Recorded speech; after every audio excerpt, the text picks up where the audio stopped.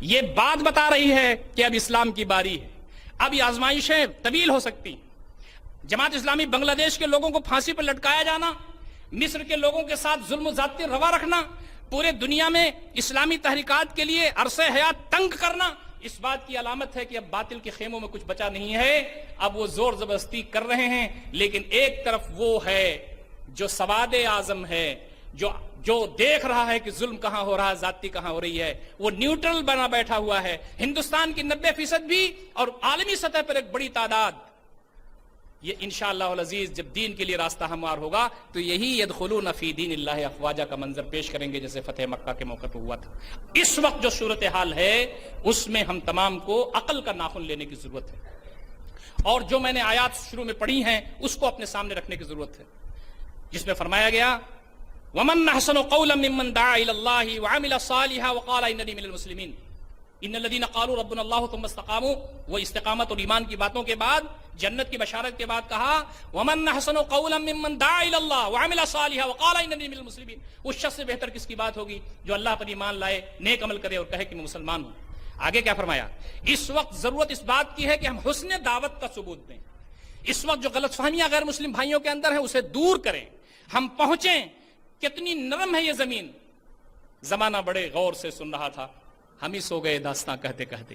یہ جو مہم ابھی منائی گئی ہے کتنی پیاری تھی، کیسا اپریشیٹ لوگوں نے کیا۔ اس کے بعد کیا کہا گیا؟ اس کے بعد فرمایا وَلَا تَسْتَوِي الْحَسَنَةُ وَلَا السَّيِّئَةُ، اچھائی برائی برابر نہیں ہو سکتی۔ ادفع باللتی ہی احسن، برائی کا جواب اچھائی سے دو۔ ہوگا کیا؟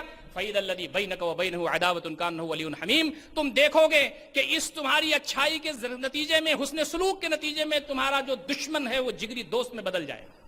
یہ حسن سیرت، حسن دعوت، حسن سیرت۔ نبی اکرم صلی اللہ علیہ وسلم کے صحابہ نے ایسے موقع پر حسن سیرت کا نام، حسن سیرت لیا، کہا کہ آسان نہیں ہے۔ مفسرین لکھتے ہیں کہ اگر کوئی آدمی دین اسلام کے نام پر آپ دین کا کام کر رہے ہیں اور آپ کو گالی دے اور آپ صبر کر لیں، یہ ادفع باللتی ہی احسن نہیں ہے۔ پھر کیا ہے؟ یہ ہے کہ کوئی آدمی آپ کو گالی دے اور آپ کے ہاتھ اس کے لیے دعا کے لیے اٹھ جائیں، یہ ہے ادفع باللتی ہی احسن، جو نبی اکرم صلی اللہ علیہ وسلم اور صحابہ نے کیا۔ سیرت آپ نے بھی پڑھی ہے، مارے گئے، پیٹے گئے، ستائے گئے، لیکن اس کے ریئیکشن میں آ کر کے کوئی جواب دیا ہو، اس کی مثال نہیں ملتی۔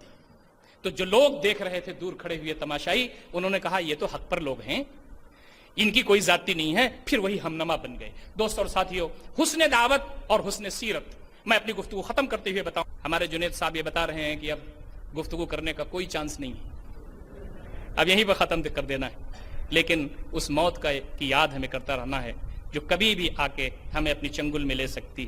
یا ایھا الانسان انک قادح الی ربک قدحا فملاقیہ، کشا کشا تو اپنے رب کی طرف جا رہا ہے، ایک دن تیری ملاقات اس سے ہو جائے گی۔ الکیس من دان نفسہ وعمل لما بعد الموت، ذہین شخص وہ ہے جو اپنے نفس پر کنٹرول حاصل کرے، موت کے بعد والی زندگی کے لیے کام کرے۔ بھاگ کے کہاں جاؤ گے؟ فإن الموت الذي تفرون منه فإنه ملاقيكم ثم تردون إلى عالم الغيب والشهادة فينبئكم بما كنتم تعملون۔ وہ غیب اور حاضر کا جاننے والا وہ تمہیں چھوڑے گا نہیں۔